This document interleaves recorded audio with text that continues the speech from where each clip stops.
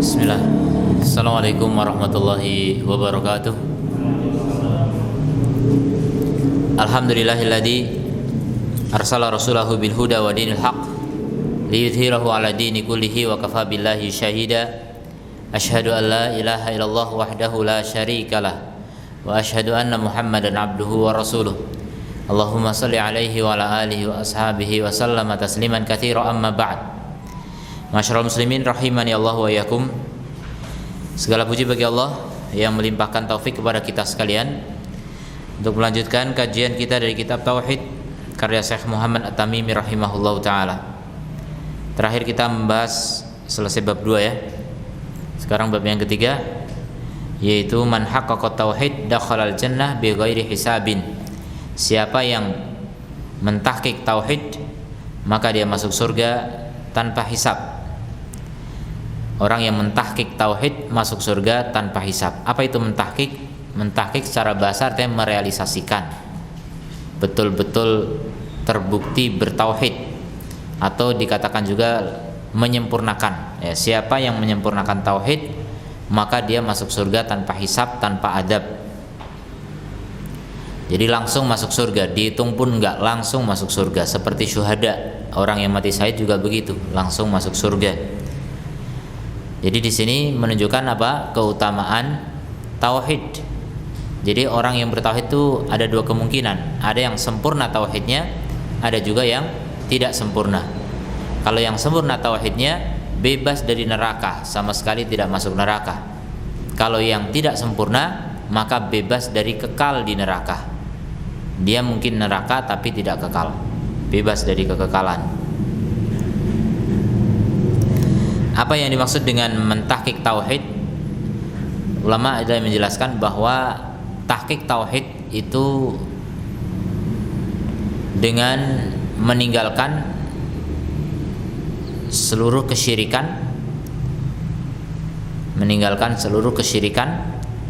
kebid'ahan dan kemaksiatan.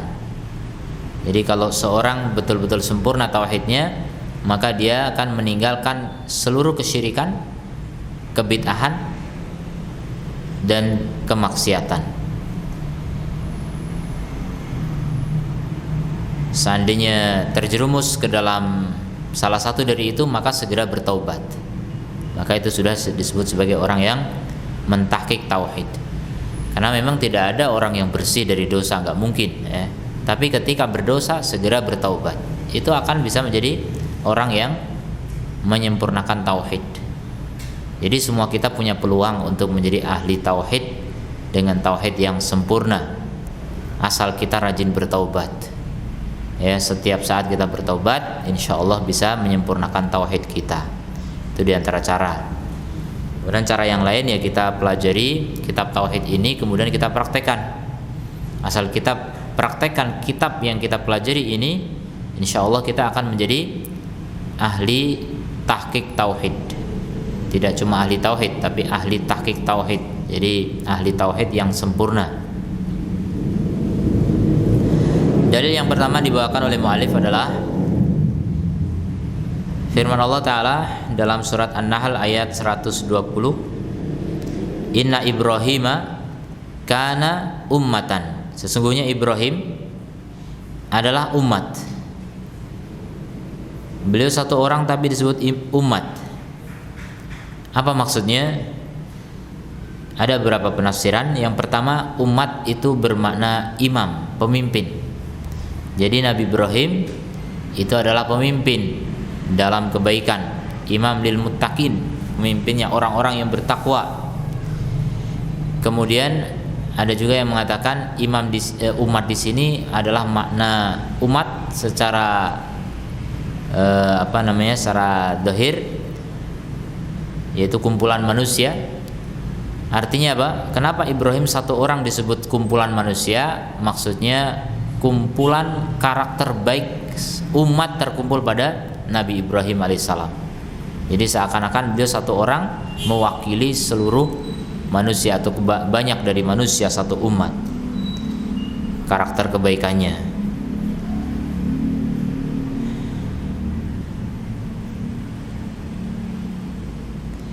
Kemudian juga ada faedah lain dari kenapa beliau disebut umat. Ini juga dalam rangka agar orang yang menempuh jalan kebaikan, orang yang menempuh jalan kebaikan, di sini khususnya adalah tauhid, maka tidak perlu merasa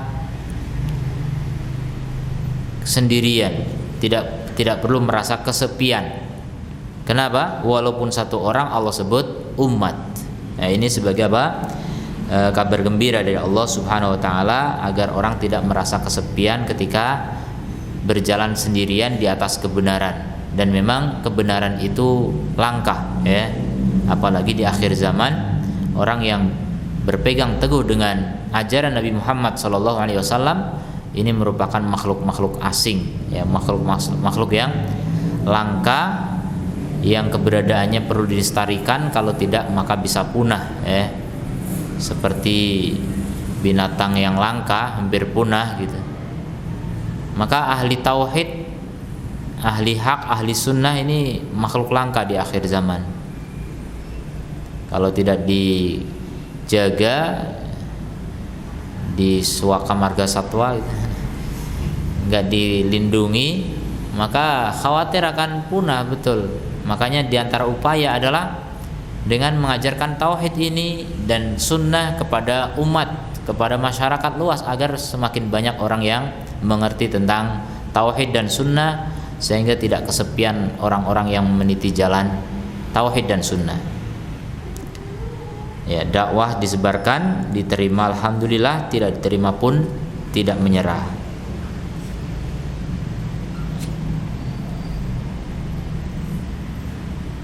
Kemudian qanitan lillah. Qanit itu artinya secara bahasa khasyi'an muti'an lillah, khusyuk dan taat kepada Allah. Itu qanit, khusyuk dan taat kepada Allah. Dan secara umum kunut, ya, qanit itu kunut, makanya ada doa kunut. Itu kunut pakai ta, ya. Kalau kunut pakai to itu putus asa. Kalau pakai ta, kunut artinya dawamu ta'ah, continue dalam ketaatan. Berarti apa? Ibrahim itu adalah orang yang qanit, berarti continue dalam ketaatan. Terus ketaatan disambung dengan ketaatan, hidupnya penuh dengan ketaatan. Nah, orang yang begitu disebut qanit. Lillah, jadi taatnya untuk Allah, bukan untuk hawa nafsu dan yang lainnya. Kemudian beliau disebut hanifan. Hanif itu secara bahasa artinya mail, condong. Maksudnya apa? Condong dari kesyirikan menuju tauhid. Jadi condong itu bengkok berarti, tapi bengkoknya dari kesyirikan menuju tauhid. Kemudian sering diartikan dalam bahasa Indonesia untuk memudahkan, diartikan lurus. Padahal hanif artinya condong, bengkok, malah diartikan lurus. Tapi tidak masalah, lurus di atas tauhid. Artinya tadinya dari kesyirikan, kemudian lurus di atas tauhid. Itu hanifan. Walam yakum minal musyrikin, dan beliau tidak termasuk orang yang musyrik. Artinya beliau selamat dari kesyirikan dalam ucapan, perbuatan maupun keyakinan. Kesyirikan ada 3 kemungkinan itu, ya, ucapan, perbuatan, keyakinan. Dan Nabi Ibrahim selamat dari semua itu. Maka layaklah Nabi Ibrahim disebut sebagai nabi atau orang yang merealisasikan tauhid, menyempurnakan tauhid, ya. Ini contoh. Kalau kita ingin tahu siapa sih yang menyempurnakan tauhid, salah satunya adalah Nabi Ibrahim alaihissalam. Ya, beliau sampai dijadikan teladan oleh Allah untuk Nabi kita yang mulia sallallahu alaihi wasallam. Nabi kita diperintah untuk meneladani Nabi Ibrahim alaihissalam, karena ini karakternya luar biasa, ya, yang disebutkan oleh Allah dalam ayat ini. Satu ayat saja menyebutkan keutamaan Nabi Ibrahim. Yang pertama disebut umat, ya, ini menunjukkan apa? Mengumpulkan karakter kebaikan satu umat. kemudian atau disebut juga imam, pemimpin umat itu. Kemudian dawamut ta'ah, senantiasa taat, qanit. Kemudian hanif, ya, jadi tidak melakukan kesyirikan. Walam yakum minal musyrikin, ini penegasan, dan beliau tidak termasuk orang musyrik. Ya, secara garis besar ada 3 sifat disebutkan: umat, qanit, dan hanif.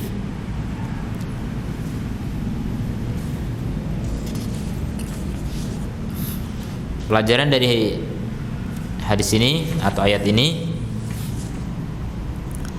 tauhid adalah landasan seluruh agama. Tauhid adalah landasan seluruh agama. Jadi tidak ada agama yang Allah turunkan kepada para nabi semuanya kecuali dibangun di atas tauhid. Makanya bisa dikatakan agama para nabi adalah tauhid. Itu sebenarnya pondasi awalnya, pondasi dasarnya. Tapi kemudian cabang-cabang dari itu semua, cabang-cabang dari agama, syariat, itu tidak akan tegak kecuali dibangun di atas tauhid. Sehingga tidak salah kalau kemudian agama ini disebut agama tauhid, karena itu yang paling mendasar, yang paling penting. Tidak bisa amal diterima tanpa tauhid. Kemudian yang kedua, wujubu iktida bi Ibrahim fi ikhlasihi, wajibnya mencontoh Nabi Ibrahim dalam keikhlasannya kepada Allah atau untuk Allah Ta'ala. Di sini nggak ada kata-kata ikhlas dan tidak ada perbuatan yang menggambarkan keikhlasan. Tapi kenapa penulis menyebutkan faedah berupa mengikuti Nabi Ibrahim dalam keikhlasannya kepada Allah? Mana yang menunjukkan ikhlas dari ayat itu? Mana yang menunjukkan ikhlas? Ya, dari mulai hanifan juga. Hanifan itu artinya bertauhid, dan bertauhid itu artinya ikhlas. Kemudian walam yakum minal musyrikin, tidak termasuk orang musyrik. Maka itu menunjukkan apa? Ikhlas. Ikhlas itu artinya bukan rela, tapi apa? Bebas dari syirik. Itulah hakikat ikhlas. Maka orang yang tidak tahu tauhid tidak bisa ikhlas, karena nggak ngerti apa itu ikhlas. Kemudian yang ketiga, yang bagi lidda'iyah an yakuna qudwatan binafsihi lil ghair. Hendaknya seorang dai menjadi qudwah, teladan, ya, bagi orang lain. Hendaknya seorang dai menjadi teladan bagi orang lain. Ini sebagaimana Nabi Ibrahim alaihissalam, ummatan berarti apa tadi? Pemimpin atau pelopor dalam kebaikan, pemimpin orang-orang bertakwa. Jadi yang namanya pemimpin itu qudwah, pemimpin itu teladan, pemimpin itu figur, dan figur itu diikuti tanpa sengaja. Kadang orang tanpa disuruh, kalau sudah memfigurkan seseorang pasti akan mengikuti gayanya. Ya, orang yang suka dengan artis tertentu nanti gaya-gayanya diikuti. Ya, apapun yang berkaitan dengan artis yang dia cintai itu pun dicontoh, diikuti. Begitu manusia. Ya. Makanya penting sekali seorang dai bisa memberi contoh keteladanan, karena kalau orang sudah melihat seorang dai sebagai figur atau sebagai panutan, maka kemudian ketika dilihat ada sesuatu amalan dari dai tersebut akan dicontoh oleh orang yang mencintainya.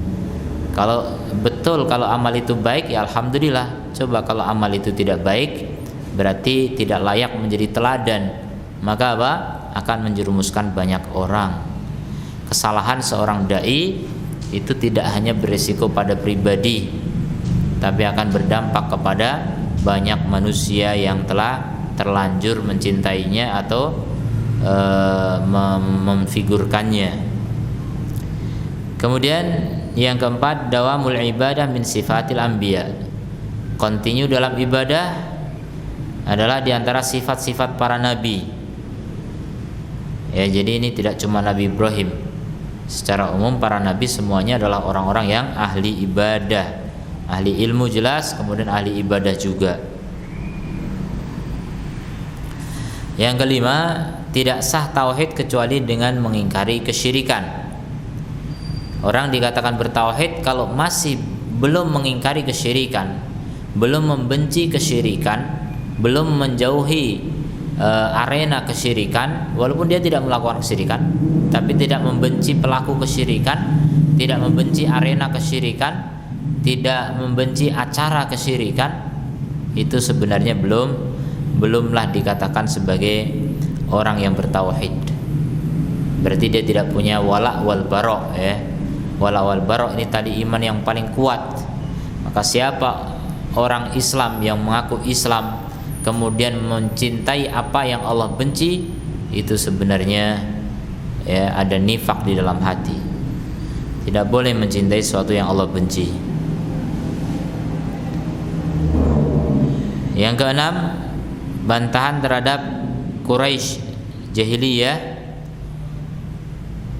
di mana mereka menganggap bahwasanya mereka di atas milahnya Ibrahim dalam kesyirikan mereka. Jadi orang-orang musyrikin jahiliyah dulu menganggap apa yang mereka lakukan dari ritual-ritual itu semuanya adalah agamanya Ibrahim. Jadi menunjukkan syariat Nabi Ibrahim itu masih berlangsung sampai Nabi Muhammad diutus. Orang-orang Quraisy itu mengagungkan Nabi Ibrahim alaihissalam.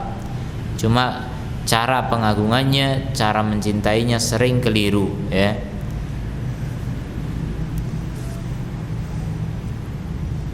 Jadi hakikatnya mereka itu bukan di atas milahnya Ibrahim, agamanya Ibrahim, tapi yang berada di atas agama Ibrahim adalah umat Islam yang mengikuti Nabi Muhammad sallallahu alaihi wasallam. Kemudian dalil berikutnya, wa qaulullahi ta'ala, dan firman Allah Ta'ala dalam surat Al-Mu'minun 57 sampai 61, innal ladzina hum min khasyati rabbihim musyfiqun, sungguhnya orang-orang yang mereka dari rasa takut kepada Rabb mereka musyfikun, mereka ketakutan.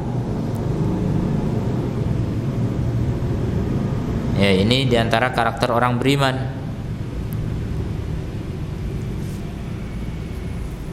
Walladzina hum biayati rabbihim yu'minun, dan juga orang-orang yang mereka terhadap ayat-ayat Rabb-nya beriman.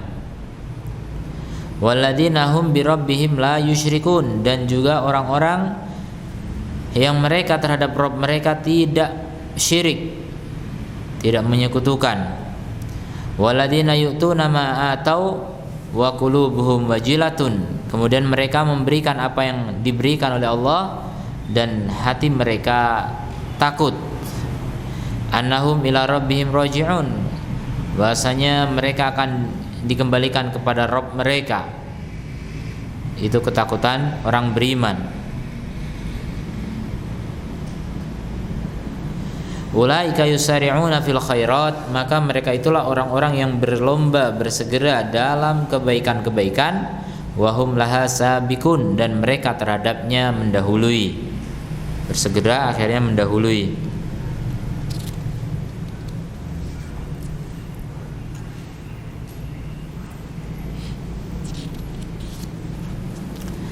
Pelajaran dari ayat ini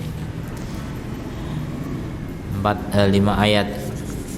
Yang pertama, wajibnya memiliki rasa takut dari adab Allah. Wajibnya memiliki rasa takut dari adab Allah. Orang yang enggak takut kepada Allah kemudian adab Allah, maka nyaris tidak beriman. Orang beriman pasti ada rasa takutnya. Yang kedua, wajibnya beriman terhadap ayat-ayat Allah. Wajibnya beriman terhadap ayat-ayat Allah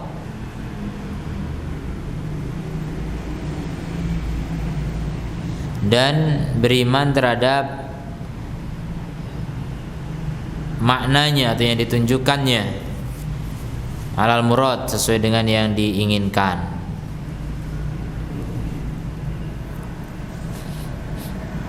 Yang ketiga, tahrimus syirk bi jami' anwa'ihi was suwarihi, haramnya syirik dengan seluruh macam dan bentuknya. Jadi syirik itu semuanya terlarang, apapun namanya, apapun macamnya, apapun bentuknya. Jadi orang yang beriman itu tidak menyekutukan Allah Subhanahu wa ta'ala. 4. Al-ihtimam biqabulil a'mali min sifati sholihin. Memperhatikan diterimanya amal itu termasuk sifatnya orang soleh. Kalau orang yang tidak soleh atau munafik itu enggak peduli amalnya diterima atau enggak, ya. Bahkan mereka pun sadar sebenarnya ketika mereka beramal hanya mencari keuntungan duniawi, ya, mereka ingin dipuji atau yang lain sebagainya.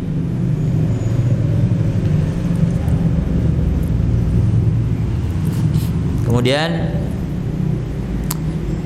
yang kelima, istihbabul munafasah fi a'malil khair.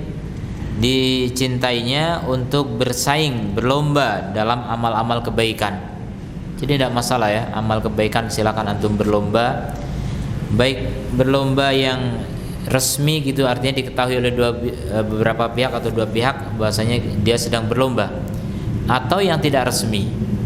Bagaimana itu? Intinya berusaha bersaing. Kalau kita lihat tetangga naik haji, saya naik haji. Kita tahu tetangganya sedekah, saya sedekah lebih banyak. Itu maksudnya apa?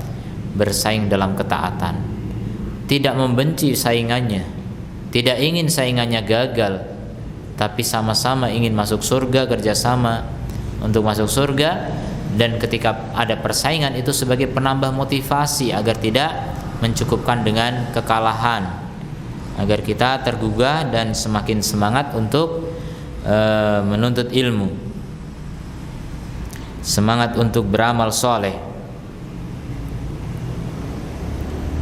Kemudian dalil yang terakhir dari bab ini adalah sebuah hadis yang panjang dari Husain bin Abdurrahman.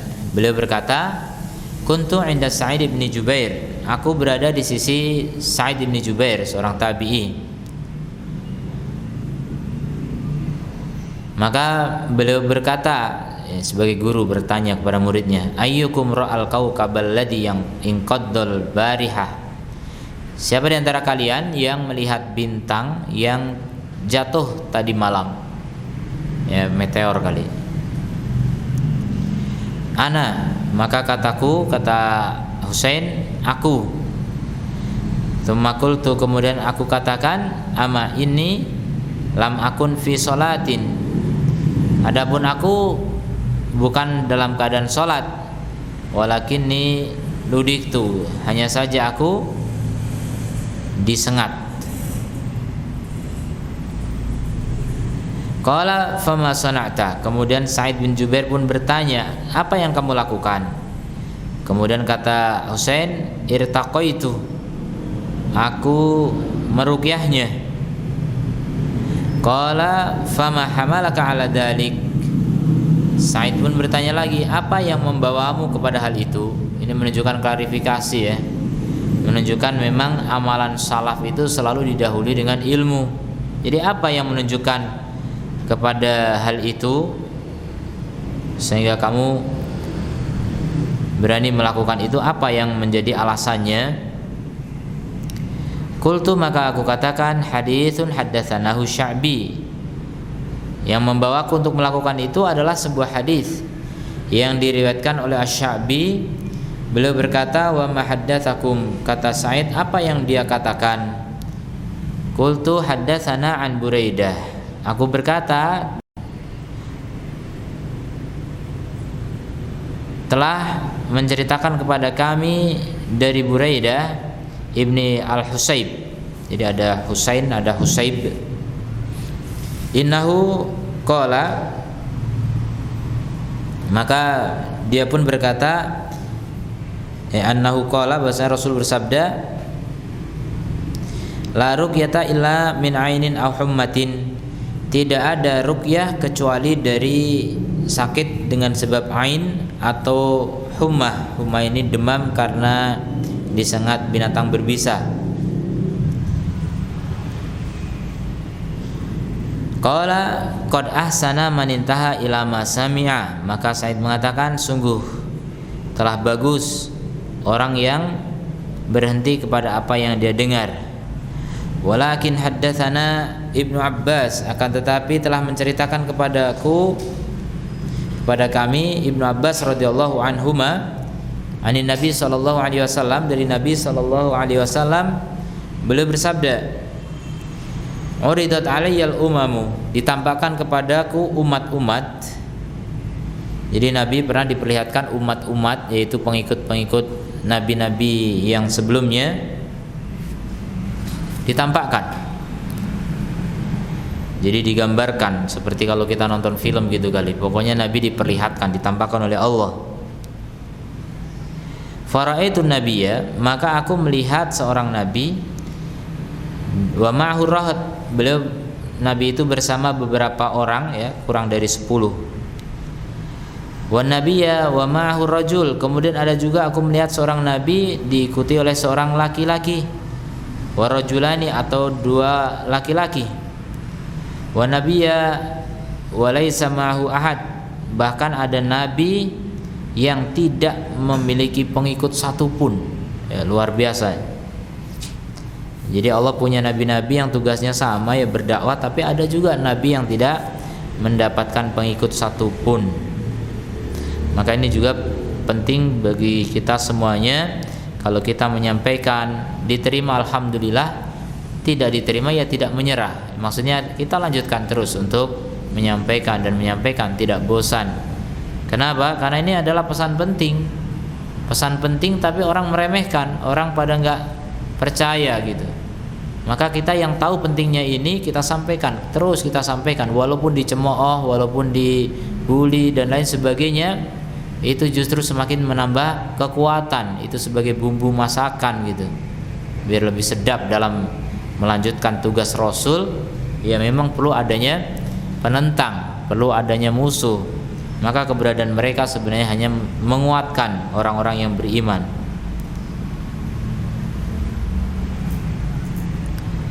Kemudian idrufi ali sawadun azimun,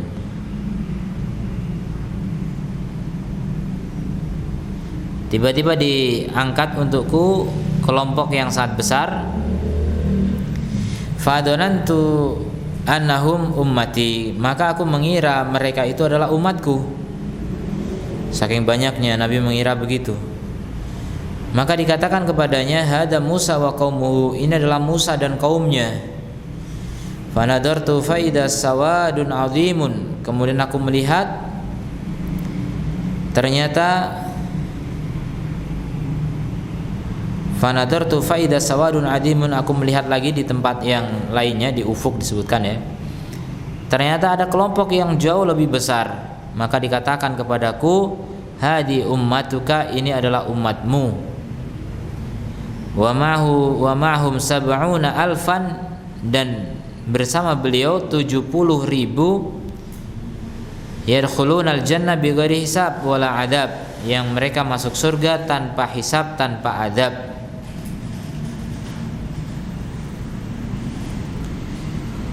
Tsumma nakhadha, kemudian Nabi bangkit, fadakhala manzilahu, dan beliau masuk ke dalam rumahnya. Fakhadun nasu fi ulaik, kemudian manusia memperbincangkan tentang mereka, siapa yang masuk surga tanpa hisab, tanpa adab.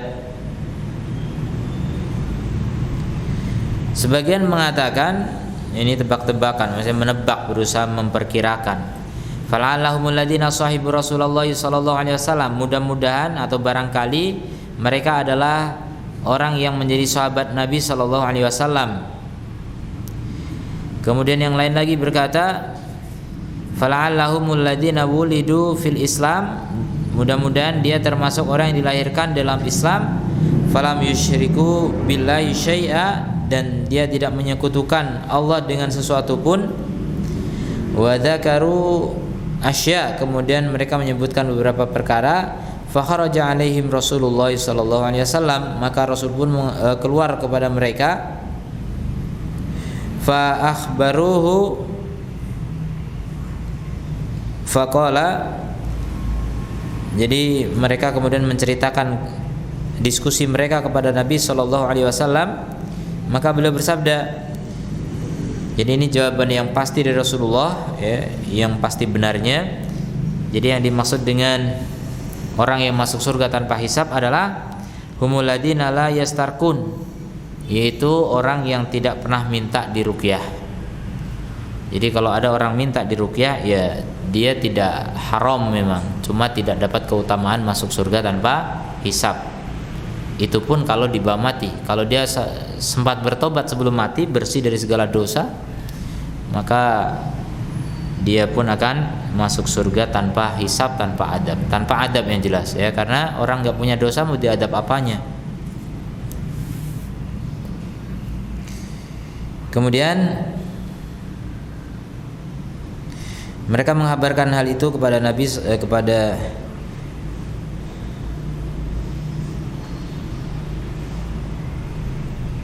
Fa'akhbaruhu, mereka mengabarkan kepadanya. Faqala, maka beliau bersabda, humul ladina la yastarkun,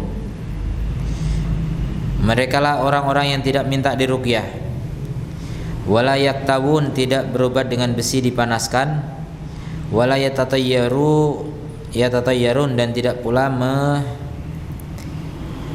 merasa sial atau mujur karena melihat suatu kejadian atau mengetahui sesuatu. Jadi tidak minta diruqyah, tidak berobat dengan besi dipanaskan, dan tidak tatayyur, dan wa 'ala rabbihim yatawakkalun. Yang keempat, ini kesimpulannya kenapa bisa melakukan itu, karena mereka terhadap Rabb mereka bertawakal. Jadi kalau orang bertawakal itu menunjukkan kekuatan iman, ya. Maka ini orang yang punya 4 hal ini, atau minimal punya kekuatan iman, ya, iman yang kuat, maka ini bukti apa? Kekuatan tawakalnya kepada Allah Subhanahu wa taala. Jadi kalau orang yang tidak bertawakal tidak akan bisa melakukan seperti yang dilakukan oleh orang yang bertawakal.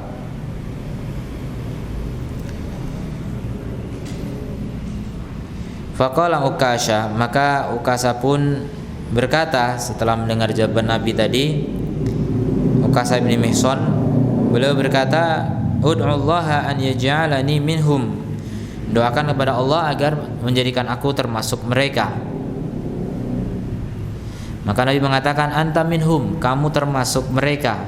Masya Allah, langsung saat itu juga divonis oleh Nabi tidak termasuk orang-orang yang tidak bertawakal.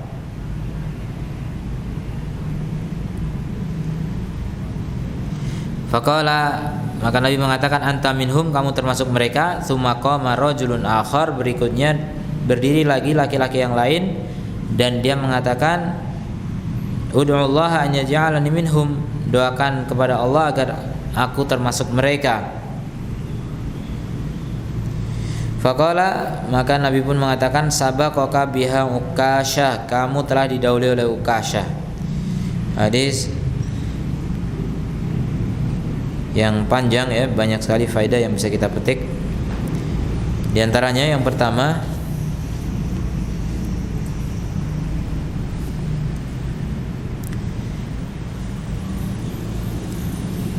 jauhnya salaf dari riya dan sebab-sebabnya. Jauhnya salaf dari riya dan sebab-sebabnya. Mana kata yang mana yang menunjukkan itu dalam hadis?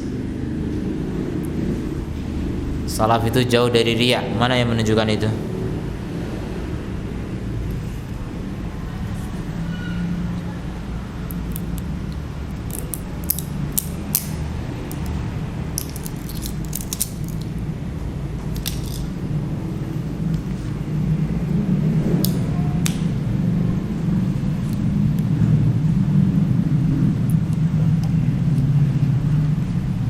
Mana?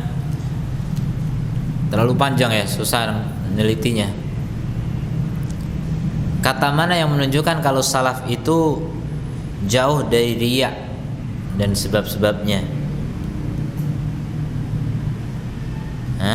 Susah.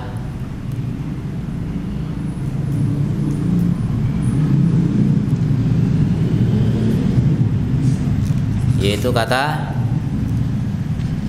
ama inni lam akun fi sholatin, adapun aku tidak dalam keadaan sholat. Jadi dia melihat bintang jatuh malam-malam kok ngelihat gitu, karena salaf dulu asal udah malam senyap orang tidur, yang begadang cuma orang sholat. Itu dulu. Kalau sekarang orang itu begadang, yang tidur cuma orang yang orang malas. Jadi intinya beda sekali ya kondisi kita dengan salaf dulu. Kalau dulu salaf betul-betul orang yang kalau sudah ba'da isya itu tidur, kecuali orang yang menuntut ilmu atau bercengkrama dengan istri, masalah masih dibolehkan. Tapi kan nggak mungkin berjam-jam gitu. Baru mereka kemudian bangun malam, sholat malam di akhir malam atau sepertiga malam terakhir atau bahkan setengah malam terakhir. Itu kebiasaan dulu orang-orang dulu. Masih ada sekarang tapi sedikit ya. Mungkin orang-orang tua yang ahli ibadah mungkin masih ada yang begitu, tapi sangat sedikit.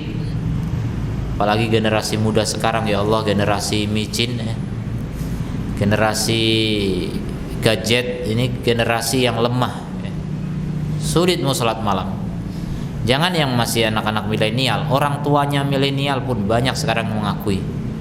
Ya, pernah saya sampaikan tentang masalah keutamaan sholat malam. Komentarnya rata-rata sulit. Berarti nggak biasa ya. Saya pikir yang namanya orang udah biasa ngaji itu udah biasa sholat malam. Dan ini termasuk bukti bahwasanya memang beda jauh antara orang sekarang dengan orang dulu. Sholat malam ini harusnya menjadi kebiasaan ya. Yang membedakan orang soleh dengan orang tidak soleh itu diantaranya adalah sholat malam. Da'bus sholihin kata Rasul. Sholat malam itu kebiasaannya orang soleh. Berarti kalau nggak sholat malam bukan orang soleh. Bukan orang soleh. Jadi walaupun cuma 3 rakaat lakukan rutin tiap malam, daripada banyak tapi tidak rutin ya. Jelek kalau tidak rutin, itu tidak bagus. Tapi lakukan rutin 3 rakaat. Nanti kalau bisa tambah usia, tambah sedikit kegiatan kan, tambah lagi jadi 5, kemudian tambah lagi jadi 7, tambah lagi 11. Nah pas sudah rutin 11 mati. Nah itu insya Allah luar biasa. Mati dengan banyak membawa amal soleh, kebaikan. Karena orang makin tua itu cenderung makin apa? Cenderung makin sadar ya. Orang makin tua itu makin sadar tentang pentingnya ibadah, ketaatan. Kalau masih muda itu cenderung masih ingin hura-hura, ingin menikmati dunia, masih diberi kekuatan untuk menikmati dunia. Kalau orang tua udah nggak ada harapan. Apalagi kalau orang tua itu sudah sakit-sakitan, nggak ada keinginan kecuali sembuh kemudian ibadah. Apalagi kalau udah mati, nggak ada keinginan kecuali apa? Orang kalau udah mati apa keinginannya? Hah? Hidup lagi. Semua orang mati pengen hidup lagi. Kenapa? Pengen makan bakso. Kenapa kepengen hidup lagi? Atau ada satu kuliner yang belum dicoba, jadi pengen hidup lagi. Apa kira-kira? Karena apa? Ingin beramal yang dulu ditinggalkan. Itu semua orang mati begitu. Karena nggak ada yang sempurna amalnya, pasti ada kekurangan. Nah, padahal itu bisa dilakukan, cuma karena kemalasan, cuma karena banyaknya gangguan dunia, kecintaan terhadap dunia, membuat orang itu lemah dalam beramal soleh. Nah itu akan menjadi penyesalan orang yang meninggal dunia. Semua ingin beramal. La'ali a'malu sholihan fima taraktu. Mudah-mudahan aku bisa beramal soleh yang dulu aku tinggalkan. Jadi jangan suka meninggalkan amal soleh, nanti menyesal nanti di akhirat. Banyak penyesalannya jadinya. Ya pasti menyesal, cuma jangan banyak-banyak gitu. Kalau kita memperbanyak amal soleh hari ini, kita menyesalnya sedikit, dan itu berarti kesuksesan. Orang kalau penyesalnya sedikit, sukses itu sudah. Karena Bagaimanapun juga pasti menyesal orang mati itu. Bahkan orang masuk surga pun menyesal. Kenapa tidak lebih hebat lagi amalnya sehingga surganya lebih tinggi gitu? Menyesal. Kenapa ada satu waktu yang tidak digunakan untuk taat, tidak digunakan untuk dzikir, tidak digunakan untuk mencari pahala? Waktu terlewat tidak ada pahala di situ, menyesal penduduk surga dengan sebab itu. Ya. Makanya ini jangan diperturuti ya, jangan dituruti kelalaian-kelalaian itu. Kalaupun kita harus istirahat, istirahat pun cari pahala. Kalaupun harus tidur, tidur pun cari pahala. Makanya dulu salaf mengatakan, inni la ahtasibu naumati kama ahtasibu qaumati. Aku benar-benar mencari pahala dari tidurku sebagaimana aku cari pahala dari terjagaku. Itu orang yang memang tahu hakikat kehidupan tuh begitu.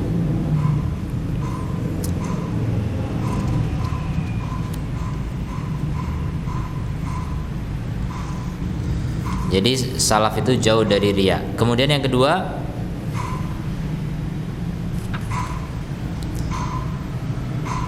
afwan tadi belum sampai ya, karena ketika jadi intinya dulu orang dulu biasa sholat malam. Kemudian ketika ada yang tanya siapa lihat bintang jatuh, kemudian dijawab oleh Husain, saya melihatnya.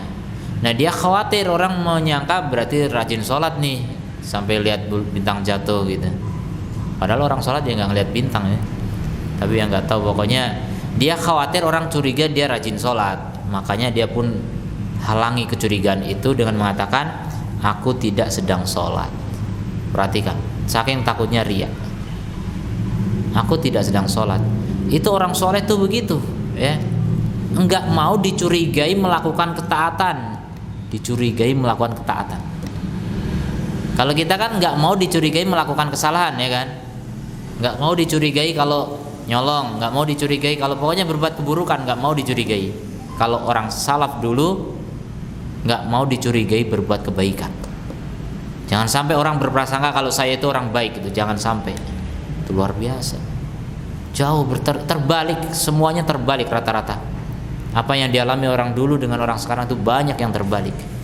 Makanya itulah pentingnya kita belajar menuntut ilmu biar kita tidak cepat puas. Kita ini apa gitu kalau dibanding mereka, ya. Kita ini nggak ada apa-apanya dibanding dengan para salafus saleh. Kemudian yang kedua, talabul hujjah alal madhab, meminta hujjah atas madhab. Madhab itu artinya pilihan pendapat. Kenapa kamu punya pendapat begitu? Alasannya apa? Nah, begitu kan bertanya tadi Sa'id bin Jubair, ma hamalaka ala dalik? Apa yang membawamu untuk melakukan itu? Maksudnya hujahmu apa? Dalilmu apa? Nah, begitu dulu para salaf tidaklah melakukan sesuatu pasti ada dalilnya. Lihat, apa enggak luar biasa mereka? Sudah rajin ibadah, enggak mau dituduh berbuat baik. Habis itu kalau beramal selalu ada hujahnya. Ini orang-orang yang ahli akhirat yang seperti itu. Kalau ahli dunia nggak bakal bisa. Makanya kita rata-rata nggak bisa begitu. Rata-rata amal kita kalau ditanya apa alasanmu, saya ngelihat orang begitu, saya dengar orang begitu, nggak pakai dalil, nyebutnya nggak pakai dalil. Kalau ini disebutkan dalil, bahkan sanadnya pun disebutkan. Saya mendengar dari fulan. Apa yang kamu dengar dari fulan? Fulan berkata dari fulan, Masya Allah, sanadnya disebutkan.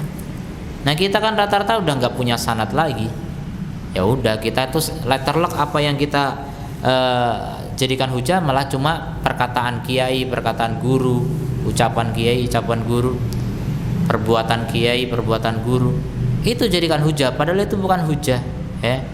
Maka di akhirat kita banyak kesalahan nanti. Amal-amal kita banyak yang tidak berhujah. Kemudian yang ketiga, jawaz ruqyah minal ain wal hummah. Bolehnya meruqyah dari sebab ain dan hummah.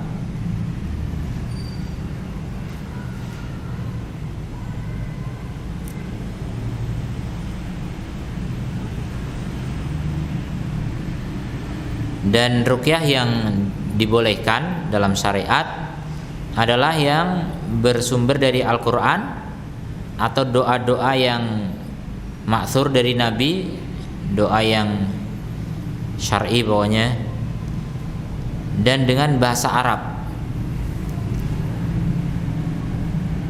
Ada yang menyatakan ini syarat ketiga ini tidak harus ya, lebih pasnya dengan bahasa yang dipahami. Jadi kalau kita membaca ruqyah itu mantra bahasa kita ya, membaca mantra kemudian kita nggak paham itu bahasa apa, nggak ngerti artinya, nah itu tidak boleh, bisa jadi manggil setan, itu bahasa setan gitu. Maka kalau membaca mantra ruqyah itu harus tahu artinya. Kalau nggak tahu artinya minimal tahu itu dari Quran. Quran insya Allah ya nggak ada dari setan gitu. Tapi juga nggak tahu juga ya, kadang-kadang juga bisa manggil setan dengan ayat Quran. Ada Ustaz Firanda cerita kawannya dulu di Madinah, ketika di Indonesia dulunya gitu pernah mengamalkan satu wirid yang diajarkan kiainya agar tampan atau gimana gitu, cara disuruhnya membaca surat Yusuf, dibaca malah kesurupan ya. Jadi orang bisa kesurupan gara-gara baca Quran ya, niatnya salah ya, karena nggak ada dalil yang menunjukkan bolehnya baca Quran biar tampan ganteng, nggak ada ya, itu bukan ajaran Islam. Maka itu kesyirikan, dan syirik tentu manggil setan ya. Syirik, bid'ah dan maksiat itu dekat dengan setan. Adapun tauhid, sunnah dan taat itu dekat dengan malaikat. Kita kalau nggak rajin ibadah itu dekat dengan setan. Naudzubillah min dzalik. Yang keempat, kedalaman ilmunya salaf. Jadi ilmu salaf itu dalam, artinya semua yang dilakukan itu ada hujahnya. Sa'id bin Jubair pun ketika mendengar Husain bin Abdurrahman menjawab dengan argumen, dengan hujah, maka beliau kemudian menimpalinya pun dengan hujah. Tapi beliau muji dulu, qad ihsana menintaha ila masami'a. Sungguh bagus orang yang berhenti sesuai dengan apa yang dia ketahui atau yang dia dengar. Tapi aku punya dalil yang lebih bagus lagi. Begitu. Jadi bantah-bantahan pakai hujah, bukan pakai debat kusir ya. Kebanyakan kita karena nggak punya hujah kemudian berani berdebat, ya isinya debat kusir, dan itu dilarang dalam Islam. Jidal, miro itu dilarang. Sampai Nabi mengatakan,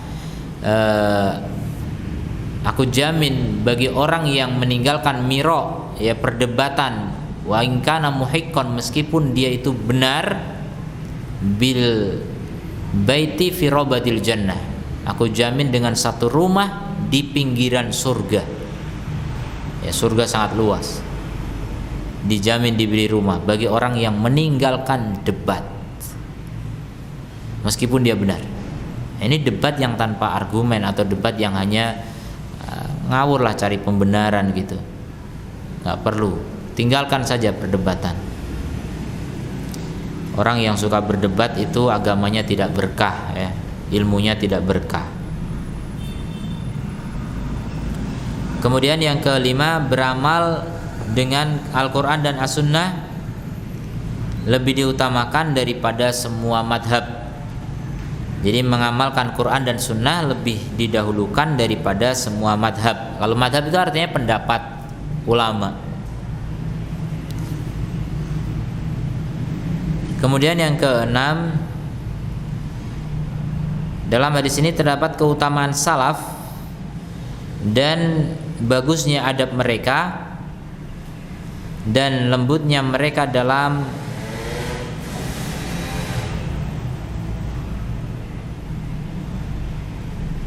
menyampaikan ilmu kepada yang lain. Jadi kelembutan mereka dalam menyampaikan ilmu kepada yang lain. Jadi bagus adab mereka para salaf. Ini Sa'id bin Jubair ini seorang guru ya. Husain ini murid, tapi guru membantah murid pun dengan adab ya, Masya Allah.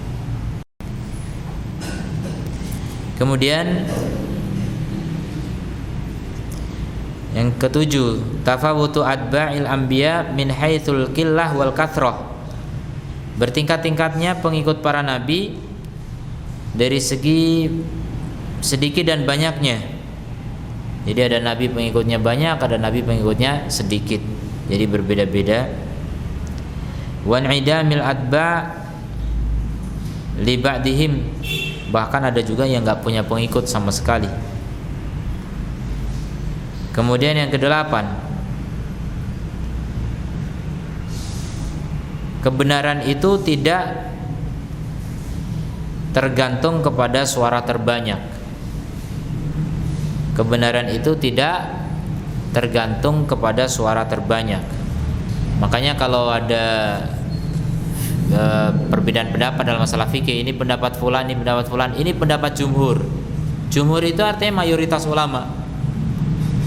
Maka kata-kata jumhur itu bukan sebuah kepastian berarti inilah pendapat yang benar, tidak. Ya. Jadi dalam Islam standar kebenaran itu bukan diukur dengan suara terbanyak, tapi dengan hujjah, dengan argumen, dengan Al-Quran dan As-Sunnah. Yang kesembilan, keutamaan Musa dan kaumnya, di mana umatnya sangat banyak, ya.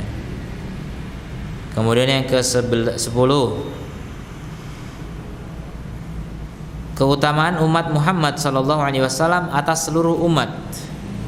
Jadi umat yang terbanyak adalah umat Nabi Muhammad, yang kedua adalah umatnya Musa alaihissalam.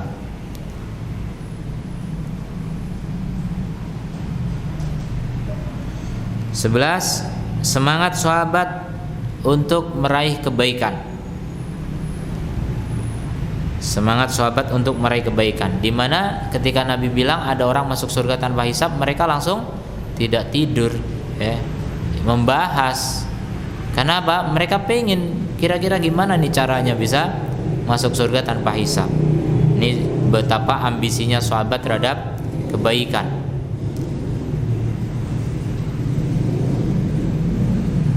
Kemudian yang ke-12, bolehnya berdiskusi untuk mencapai kebenaran. Diskusi ilmiah boleh. Jadi saling beradu argumen, tapi untuk mencapai apa? Kebenaran, bukan pembenaran. Ini boleh. 13, siapa yang memiliki atau mengumpulkan karakter-karakter ini yang 4, ya, tidak tatoyur, tidak minta diruqyah, tidak berubah dengan kai, tidak tatoyur, dan hanya kepada Rabb mereka bertawakal. Siapa yang punya 4 ini, faqad haqqaqa tauhid, berarti dia telah menyempurnakan tauhid. Itu diantara ciri orang menyempurnakan tauhid, itu punya 4 itu ciri. Maka dia masuk surga tanpa hisab.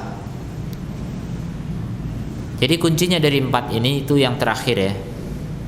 Orang tidak minta diruqyah, tidak berubah dengan kai, dan tidak tatoyur, itu karena yang keempat, hanya kepada Allah bertawakal. Itu kuncinya.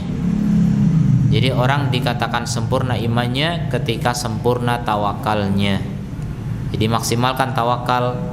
Kita lebih yakin kepada Allah daripada kekuatan kawan-kawan. Kita lebih yakin kekuatan Allah daripada kekuatan harta. Kita lebih yakin kekuatan Allah daripada kekuatan keluarga. Semua kekuatan makhluk ini lemah ketika kita dihadapkan dengan kekuatan Allah subhanahu wa ta'ala. Tidak ada yang berdaya menghadapi Allah subhanahu wa ta'ala. Kemudian yang ke-14, bolehnya meminta doa dari orang yang mulia, ahli fadl. Ahli fadl ini ahli ibadah. Bolehnya minta doa dari ahli ibadah, orang yang dekat dengan Allah, ya. Husnudzon kita, ya, kepastiannya Allah yang tahu. Kalau orang rajin ibadah, ya mungkin dekat dengan Allah selama ibadahnya tidak bid'ah dan tidak riya, gitu. Nah, masalah bid'ah bisa kita lihat, masalah riya nggak ada yang tahu. Jadi aslinya kita nggak bisa menyimpulkan, ya, kalau orang itu ahli ibadah atau tidak itu nggak tahu. Kita hanya tahu dohirnya saja. Kemudian yang ke-15, menggabung antara hadis Sya'bi dan hadis Ibnu Abbas tadi yang terdapat dalam hadis panjang tadi. Anal awal yufidu jawazur ruqyah.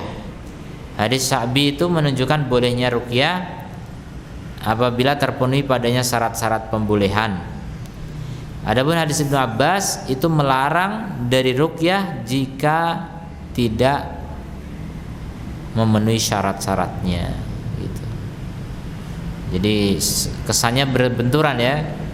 Hadis pertama bilang tidak boleh minta ruqyah, atau yang pertama mengatakan tidak ada ruqyah kecuali pada huma, pada ain dan huma. Berarti ada. Tapi hadis kedua menunjukkan tidak minta diruqyah. Oh, berarti enggak ada. Tapi ada juga perbedaan ya. Kalau yang pertama itu meruqyah, kalau yang kedua minta diruqyah. Meruqyah atau diruqyah boleh, tapi minta diruqyah itu juga boleh, cuma tidak sempurna tauhidnya. Itu bedanya. Jadi bukan dilarang, bukan haram ya. Orang minta diruqyah enggak haram. Jadi ada kalau antum meruqyah, orang datang, tolong Ustadz saya diruqyah, haram, nggak boleh minta diruqyah. Nggak haram. Cuma apa? Tidak sempurna tauhidnya. Jadi dia nggak bakal masuk surga tanpa hisab. Dia masuk surga insya Allah selama tidak syirik akbar. Jadi minta diruqyah ini bukan barang haram, dia makruh lah, katakanlah makruh.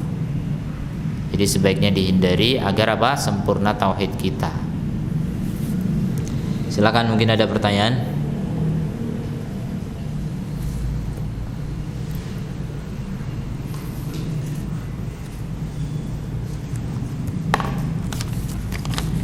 Assalamualaikum warahmatullahi wabarakatuh. Semoga Ustaz senantiasa dalam kebaikan, amin wa yakum. Saat ini banyak sekali kesyirikan yang tersebar di masyarakat, namun ketika kita ingatkan bahwa perbuatan tersebut adalah syirik, kita dituduh mengkafir-kafirkan dan memecah belah umat. Mohon berikan kami nasihat agar kami mampu menyikapi hal tersebut, karena tak jarang yang mempelopori kesyirikan tersebut adalah orang-orang yang dianggap ustadz, kiai, bahkan punya pesantren. Jadi ini kalau kata menyitir perkataan dai sejuta umat, siapa? Ustadz Zainuddin MZ. Dia mengatakan sekarang ini susah bedakan antara dukun sama kiai. Jadi dukun pun sekarang punya pesantren. Dukun pun sekarang berbaju jubah ya, pakai sorban, bawa tasbih ya. Jadi susah bedakan dengan kiai ya, atau memang merangkap, kiai merangkap dukun gitu. Jadi susah kan, nggak jelas. Jadi bagaimana dengan fenomena seperti itu? Jelas ini fenomena yang telah digambarkan oleh Nabi SAW, bahwa tidak akan terjadi kiamat sampai suku Daus kembali berkeliling di sekitar berhala. Itu yang di Yaman sana ya, di Arab sana dikatakan kembali mengelilingi berhala. Artinya kalau Arab sudah rusak, apalagi non Arab. Islam terbaik tentu dari sumbernya di sana. Makin jauh dari sumbernya ya makin tipis ajaran yang sampai kepada masyarakat Islam yang jauh itu. Sehingga yang namanya kesesatan itu makin banyak dari non Arab. Kesesatan itu bahkan dulu ulama mengatakan al bid'atu innama yu'ta al bid'atu minal ajam. Bid'ah itu muncul gara-gara banyaknya orang ajam yang mereka memahami agama tidak tahu bahasa Arab. Muncul kebid'ahan banyak ya, dan itu banyak bukti dalam sejarah. Imam Syafi'i juga punya perkataan masyhur. Beliau mengatakan tidaklah terjadi perselisihan dalam masalah agama kecuali setelah banyak orang-orang yang mengaku Islam lebih menyukai bahasa Aristo daripada bahasa Arab. Beliau sebut begitu, bahasa Aristo itu bahasa Yunani. Dulu yang populer di zaman Syafi'i bukan bahasa Inggris, tapi bahasa Yunani. Ya, kemudian berkembang ternyata sekarang bahasa Inggris yang populer. Orang yang itu orang Arab menggemari bahasa Yunani akhirnya merusak Islam. Terbukti dari Yunani diimpor ilmu-ilmu apa? Filsafat, ilmu kalam. Lahir ilmu kalam. Ilmu kalam itu persilangan antara filsafat dengan Islam. Jadi ilmu kalam, mantik. Dan itu sekarang hampir tidak lepas ya dari orang-orang yang belajar di perguruan tinggi mempelajari ilmu mantik asal belajar Islam gitu. Nah, ini bahaya memang. Jadi fenomena kesyirikan di masyarakat banyak ya, munculnya asosiasi-asosiasi dukun dan sebagainya, itu membuktikan memang kesyirikan akan terus tersebar dan banyak di tengah masyarakat. Tapi kita juga di sisi lain bangga dan bahagia karena dakwah sunnah, dakwah tauhid pun tersebar ya. Di satu sisi orang yang masih mendukung perdukunan masih banyak, di sisi lain orang yang mulai mengenal tauhid juga makin banyak. Makanya sekarang dukun pada gerah ya. Sampai mereka repot-repot bikin persatuan, bikin asosiasi, bikin macam-macam itu karena udah ngelihat gelagat dakwah tauhid ini mulai kuat. Ya, kelihatan ya. Alhamdulillah. Makanya ya, nasihat apa yang perlu kita tahu tentang kondisi seperti ini, ya nasihat kita adalah tambah semangat untuk menuntut ilmu ya. Ini yang paling penting, karena tidak ada kesesatan kecuali diawali dari kebodohan. Bodoh ini yang menyebabkan orang gampang terseret kepada arus kesesatan. Setan itu gampang sekali goda orang bodoh, tapi goda orang berilmu itu mati-matian. Itu setan yang berilmu juga yang goda orang berilmu ya. Maka level-level setan tuh sesuai dengan level-level ilmu manusia. Kalau manusianya ilmunya level tinggi, tingkat tinggi ya, ibaratnya yang S3 gitu ya, setannya juga setan S3. Kalau setan lulusan SD nggak bisa goda ulama yang S3 gitu, nggak bisa ya. Itu makanya pentingnya kita meningkatkan kadar ilmu kita agar kita bisa senantiasa menepis segala syubhat dan syahwat. Dan kemudian jangan risau, jangan galau. Seandainya kebatilan itu tersebar makin kuat, udah semuanya ditangani Allah. Allah yang atur itu. Yang penting kita pasrah pada Allah, kita tawakal pada Allah. Walaupun semua dunia ini hancur, antum tidak terseret kepada kehancuran itu. Taruhlah semua penduduk di sekitar kita itu musyrik semua, antum gak musyrik, itu sudah cukup. Seandainya begitu yang terjadi gitu, maka istiqomahlah untuk meniti sunnah Nabi SAW. Bismillahirrahmanirrahim. Ustaz izin bertanya di luar tema. Kapan waktu yang afdol dilakukannya sholat witir, dan berapa rakaat yang baik didirikannya sholat witir? Jazakallahu khairan. Yang paling afdol adalah di akhir malam. Kata Nabi SAW, ij'alu salatikum ij'alu akhiru salatikum bilaili witron. Jadikan akhir salat kalian di malam hari witir. Berarti witir itu di akhir dari salat malam kalian. Dan sebaik-baik salat malam adalah di akhir malam ya, sepertiga terakhir dari malam. Itu yang terbaik. Adapun dilakukan sebelum tidur pun tidak masalah ya. Tapi sekedar afdoliyah, bukan berarti ya yang ini boleh itu nggak boleh, bukan. Semuanya boleh, tapi yang paling baik, paling besar pahalanya di akhir malam. Ketika orang terlelap dalam mimpi-mimpi, ya, antum bangun justru untuk menghadap Allah Subhanahu Wa Taala. Kemudian berapa rakaat? Minimal 3 yang sempurna. Sempurna minimal itu 3. Kalau yang minimal kepepet itu 1, ya. Jadi kalau bangunnya terlambat, udah mau subuh, cuma tinggal 5 menit, 10 menit, antum bangun, wudhu dan sebagainya, mau sholat paling cuma bisa 1 rakaat, ya sudah 1 saja. Kalau sholat 3 rakaat, kemungkinan yang 2 rakaat ini udah keluar waktu, udah masuk adzan, ya sudah 1 saja.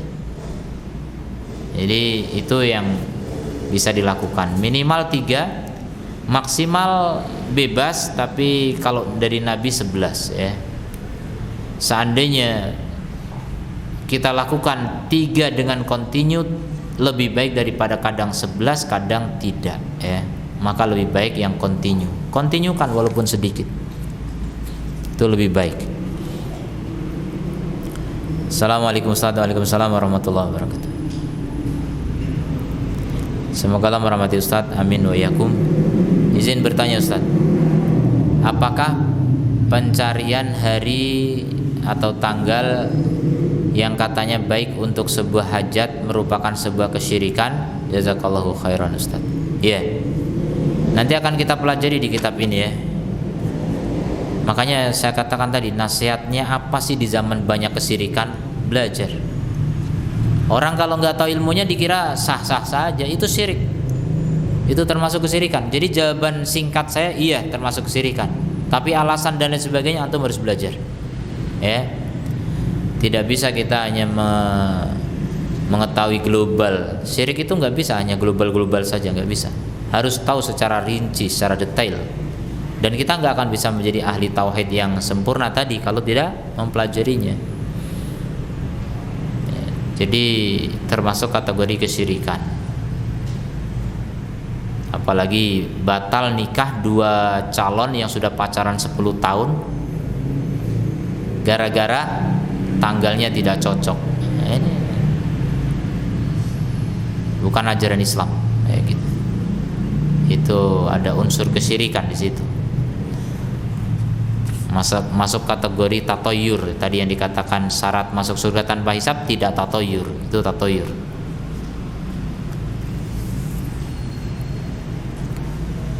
Ada yang lain? Sudah? Ya.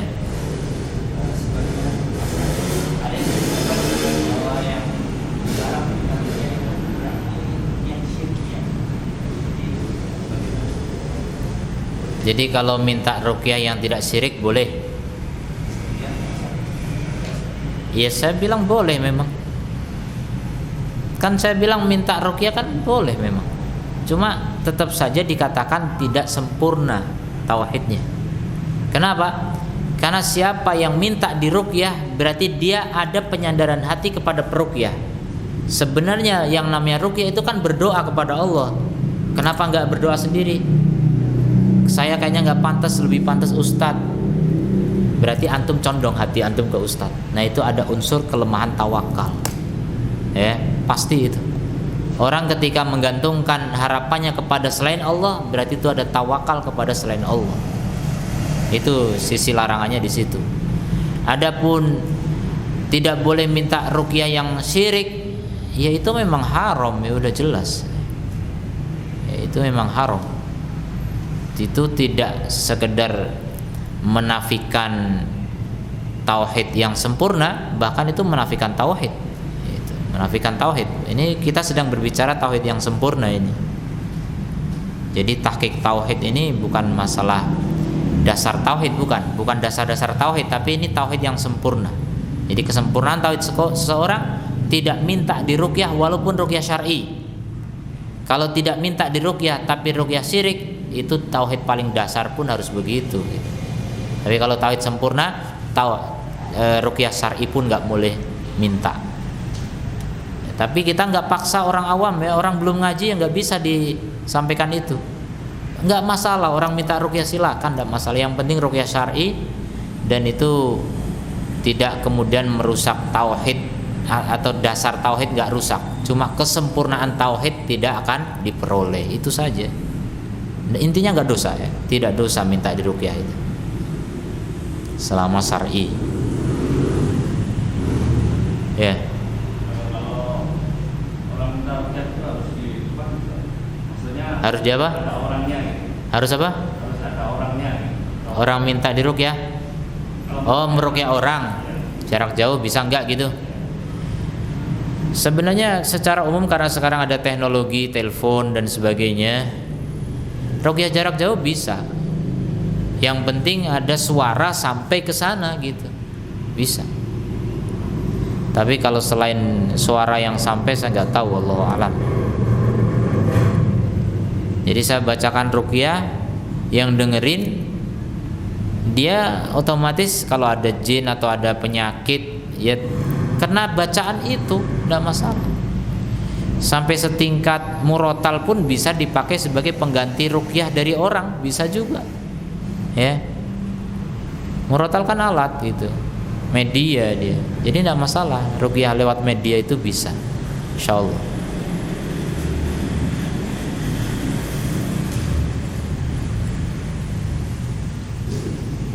Ya. Kalau kita mendengar ayat itu dari handphone, apa itu merusak yang sempurna dan bisa? Bisa jadi, iya. Pokoknya tauhid sempurna itu memang menuntut kita untuk tidak ada harapan kecuali dari Allah. Betul-betul kita bersandar kepada Allah. Makanya kuncinya di terakhir itu wa 'ala rabbihim yatawakkalun. Tawakal. Kesempurnaan tawakal itu kita nggak ada permintaan pada selain Allah. Makanya pesan Nabi SAW pada Ibnu Abbas kalau nggak salah ya. Ya hulam, ini wa'allimuka kalimatin. Wahai anak kecil, aku ajari kamu berapa kalimat. Di antaranya apa? Wa idza sa'alta fas'alillah. Kalau kamu minta, mintalah kepada Allah. Jangan minta kepada manusia. Wa idza sta'anta fasta'in billah. Kalau kamu minta tolong sama Allah. Ini orang anak kecil udah diajari begitu. Jangan suka minta kepada orang. Karena bentuk permintaan apapun kepada orang itu akan mengurangi kesempurnaan tawakal.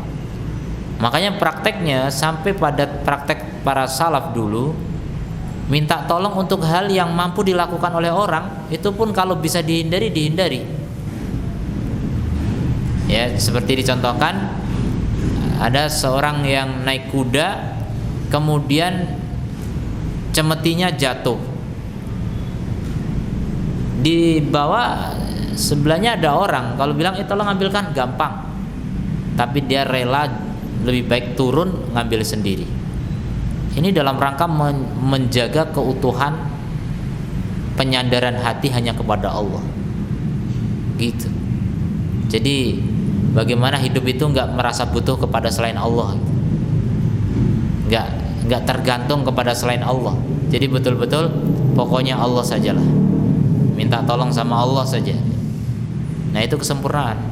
Nggak haram minta tolong pada orang, tapi kemudian gimana dengan hadis yang boleh tawasul dengan minta doa kepada orang? Kan ada kata Syekhul Islam Ibnu Taimiyah, memang tidak dilarang minta doa, minta ruqyah juga nggak dilarang. Cuma kalau kita ingin menjaga tauhid kita, caranya adalah ketika kita minta didoakan orang, niatkan agar orang itu beribadah. Jadi lebih kepada manfaat pada orang itu, bukan pada kita. Bukan karena kita yang pengen banget didoakan orang, bukan. Ya, karena berdoa sendiri lebih bagus. Tapi seandainya kita nyuruh orang untuk mendoakan kita, biar orang itu beribadah gitu aja. Lebih fokus ke situ, bukan dari sisi saya butuh doa dia, enggak. Antum jangan sampai merasa butuh doa orang.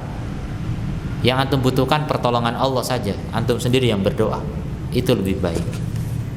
Ya, begitu yang lebih baik. Makanya Imam Ahmad pernah didatangi orang minta didoakan, beliau bilang doa sendiri sana, pulang. Nggak mau. Tapi orang itu pulang, Imam Ahmad mendoakan.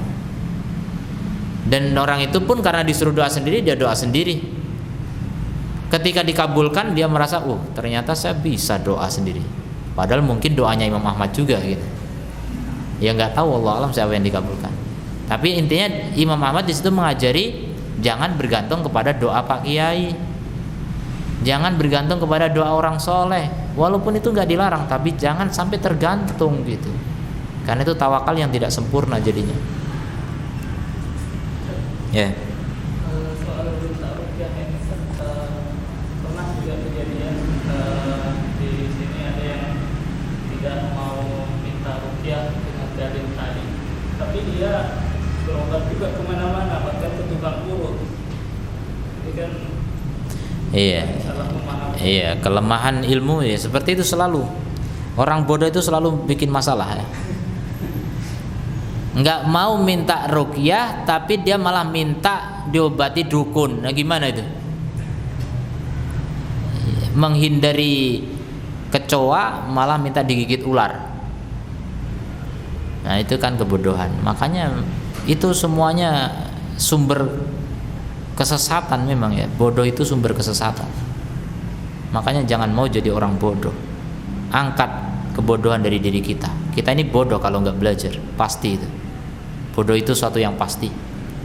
Sedangkan berilmu itu suatu yang diupayakan, ikhtiar. Kalau nggak ada usaha nggak bakal pinter, nggak bakal punya ilmu kalau nggak mau berusaha.